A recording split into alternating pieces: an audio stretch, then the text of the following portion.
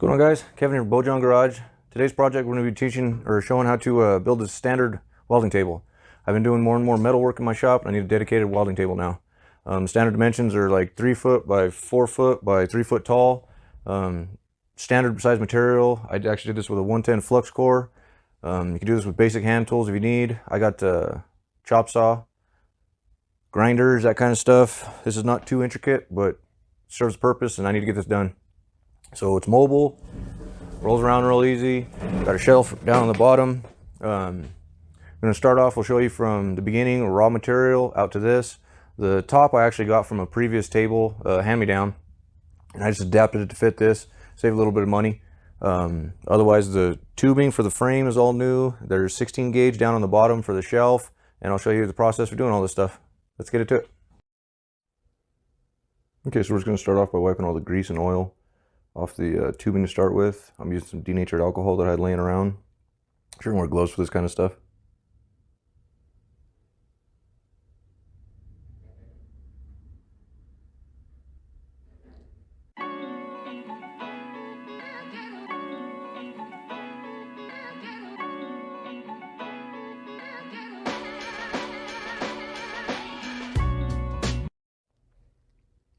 Now we're going to go ahead and start cutting this tubing to size. I'm using this Evolution low RPM saw. It's really nice. I'm really happy with it. It doesn't leave much of a burr, doesn't get the material hot for warpage or any of that kind of stuff, and some of this bigger 1/4 inch tubing with a regular chop saw doesn't really cut that well. What I'm using is, I'll use my tape to measure the first piece, and then for all the repetitive cuts after that, we'll go ahead and use that as a template. I'm using an ultrafine Sharpie marker for these. Try to get them as accurate as possible. It really makes things a lot better square-wise moving down the road.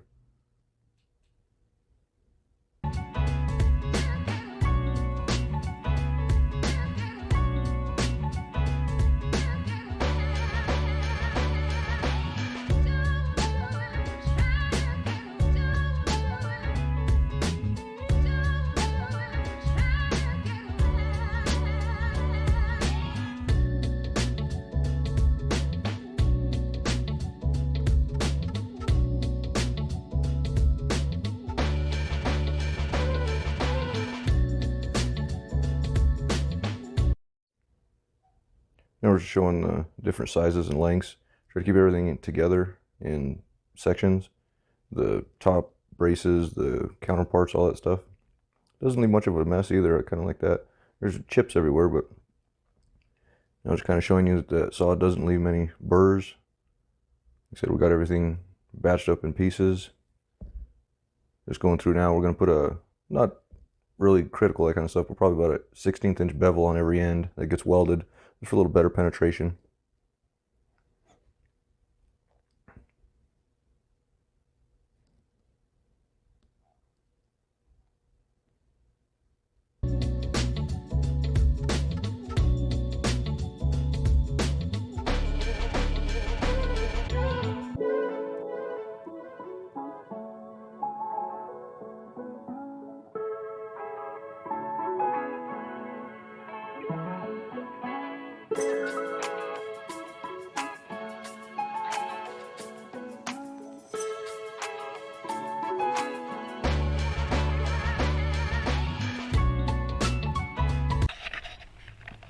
So we're going to go with the old machinist theory here of 3 points make a plane.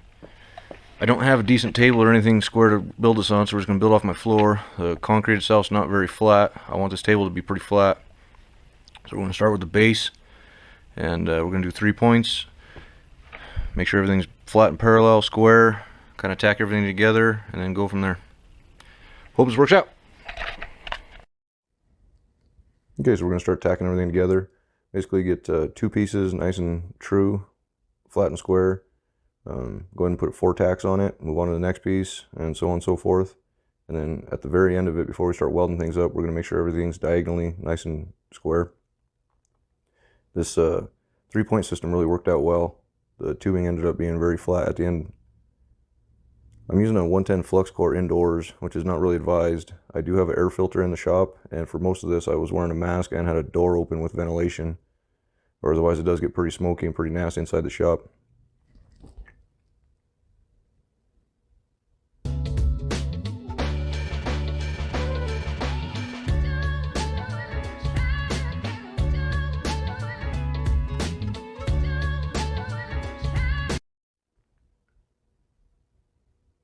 Basically what I'm doing is trying to move around with the welding. I'll do inside, inside, inside, outside, outside, outside, top, top, top, bottom, bottom, bottom. Just trying not to get too much heat on one joint so this doesn't come out square. But it's absolutely necessary. Absolutely necessary.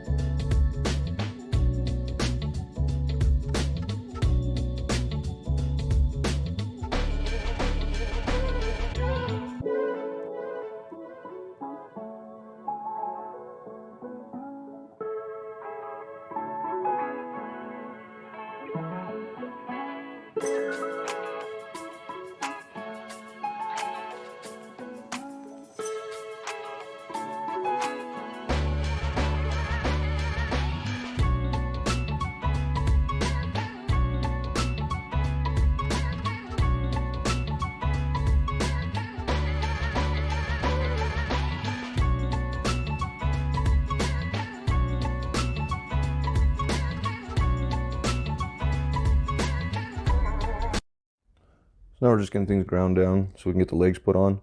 Basically just on one side, or the bottom of the top frame and the top of the bottom frame. We're just getting those things ground down flat so the legs will sit flush. We're taking a wire wheel, just cleaning up the welds themselves. Like I said, it's flux core, so it's a pretty dirty weld. It has a slag on the outside of it, kind of like an arc weld does. Then we're just getting these legs welded on, making sure they're nice and true and square. Basically just flush with the corners, using a square to make sure everything doesn't sit proud or nice and flush.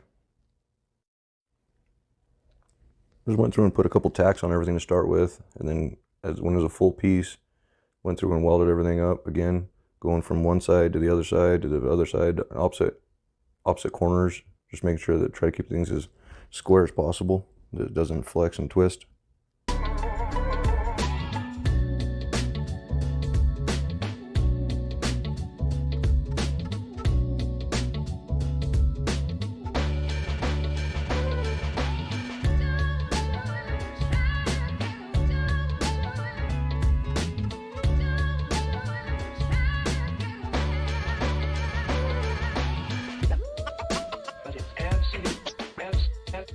Absolutely necessary.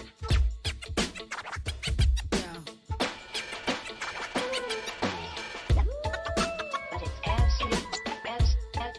absolutely necessary.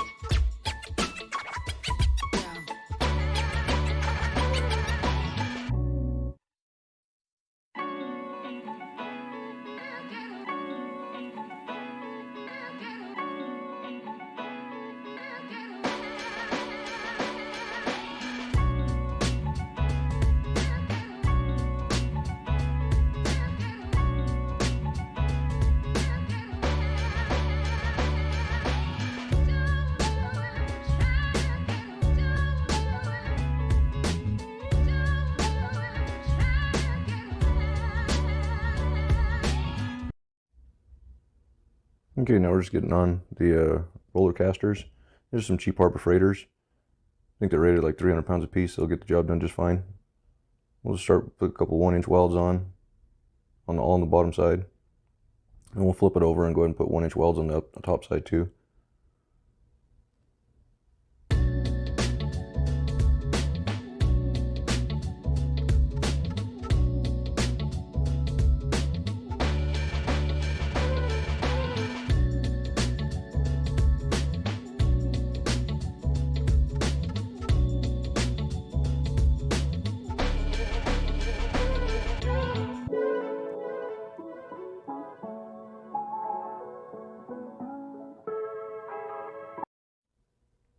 Now we're going to go ahead and lay out and cut out the notches on the 16 gauge steel for the bottom shelf.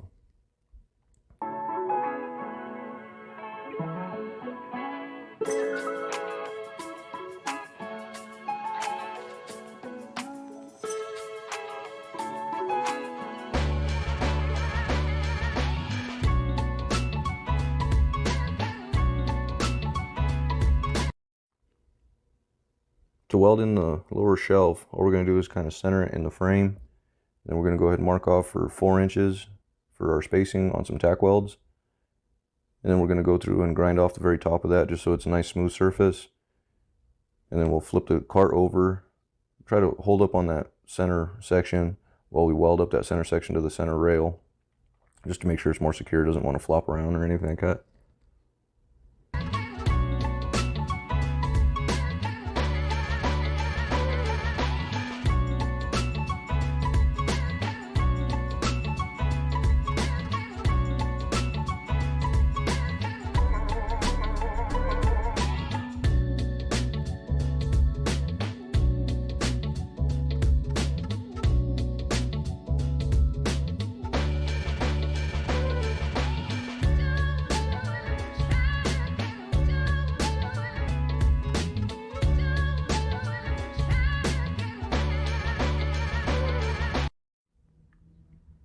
For a little finish preparation here, we're just going to take some 120 with a random orbital sander, just kind of clean it up a little bit. Then we'll go back through and wipe it off again with some denatured alcohol, just to get all the grease and all that stuff off for a quick coat of paint.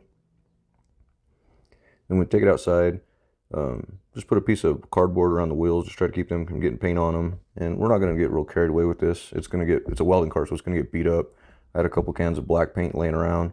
Just going to use those up, try to cover up the material or the part of the cart that you're going to see the most. Other than that, you kind of want less paint for better grounding.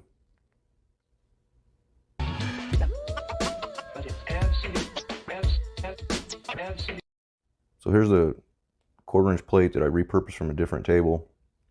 It's pretty warped and twisted. I'm pretty sure we can just, as long as our frame is nice and straight, we can just clamp this down and it'll just fit to that form. Okay, so I took it to Buddy's house and used his plasma cutter to cut it to size. So it's got some rough edges on it. I'm just cleaning that up and making some marks. We're going to clean up the corners, put a little, I believe it's like a 1/2 inch radius or something like that on it.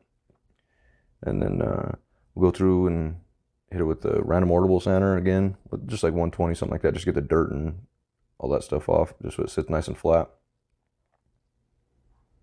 Necessary.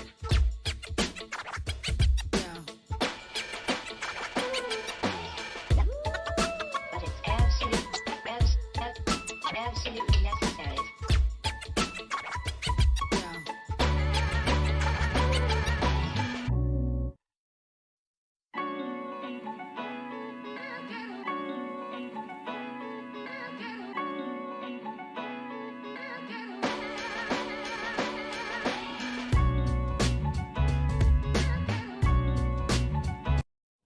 Okay, so here we're going to take some 1/2-13 bolts, weld them to the bottom side of the table, and then put a clamp across that center beam. Like I said, this plate is actually pretty bent up. You don't have to do this process if your plate's straight. If your plate's straight, set it in place and then put some tack welds, 1 inch stitch welds around the inside of it. I'm going to do this because there's a possibility I may end up replacing this top. So it'll just be on clamped on for now.